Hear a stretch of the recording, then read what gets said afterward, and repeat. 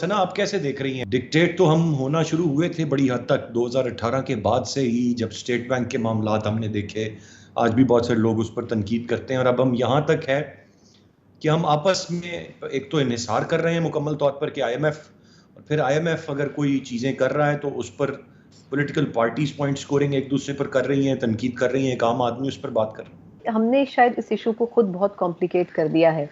ये भी समझने की ज़रूरत है कि पाकिस्तान में मेरा ख़्याल है अब तक कोई 22 या 23 मरतबा आईएमएफ के साथ एग्रीमेंट्स किए गए हैं, और उसमें कोई 7 या 8 मरतबा गालिबन, अगर मैं करेक्ट ना हो सकूं एग्जैक्टली, तो वो आमराना अदवार में आईएमएफ के पास हम गए। बाकी 14-15 मरतबा जो है वो सिविलियन गवर्नमेंट्स ने डील किया है, और उसमें भी जो मेजर स्टेक है वो पाकिस्तान पीपल्स पार्टी और नून लीग का रहा है। पीटीआई तो खैर एक ही मरतबा गई है।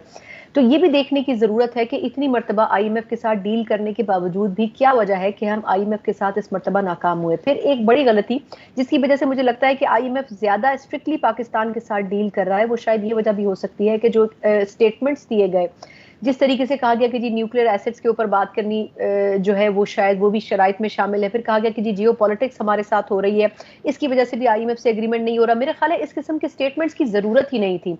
मेरा अपना जाती और ख्याल है और अदना राय है कि जो प्रैक्टिकल ग्राउंड के ऊपर आपको टेक्निकल चीजों को हैंडल करना था, टेक्निकल सवालात आपसे पूछे जा रहे थे, टेक्निकल जवाबात आपको देने चाहिए थे, बजाय इसके कि आप ऐसी चीजें सामने रखते हैं कि जब आपने ये स्टेटमेंट्स दोनों दिए उसके बाद इसका रिबटल आया और उन्होंने कहा जी हमने तो ऐसी बात ही नहीं की है। तो मेरा ख्याल है कि इसकी वजह से आपने उनको इतना पुश कर दिया कि वो बड़ी स्ट्रांग पोजीशन पे स्ट्रांग स्टैंड लें, और वो कहेंगे जी आपने या तो ये करना है या फिर एग्रीमेंट नहीं होना है। तो आई थिंक एक वजह यह भी है कि हमने उनके साथ डील सही अंदाज में नहीं किया।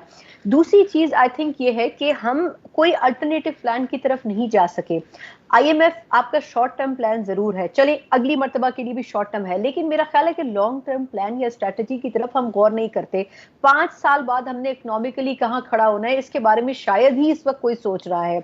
हम ज्यादा से ज्यादा 1 साल 6 महीने के टेन्योर को फॉलो कर रहे हैं। अगर तो ऐसा होता है कि कोई गवर्नमेंट आती है और वो ये अंडरस्टैंड करती है कि हम इस मर्तबा तो आईएमएफ के साथ डील कर लें, लेकिन हमें अगले 5 सालों में कहाँ होना है। देखिए 90s में भी इंडिया में बड़ा क्राइसिस आया था, लेकिन उन्होंने जो है वो इतने इकोनॉमिक रिफॉर्म्स लाए थे कि उसके बाद इकोनॉमिकली आज देख लें इंडिया कहाँ खड़ा है और हम कहाँ खड़े हैं। तो मेरा ख्याल ये है कि हमारे एक तो इकोनॉमिकली प्लानिंग अच्छी नहीं होती है, और अगर वो प्लानिंग होती भी है तो उसकी एग्जीक्यूशन अच्छी नहीं हो पाती है।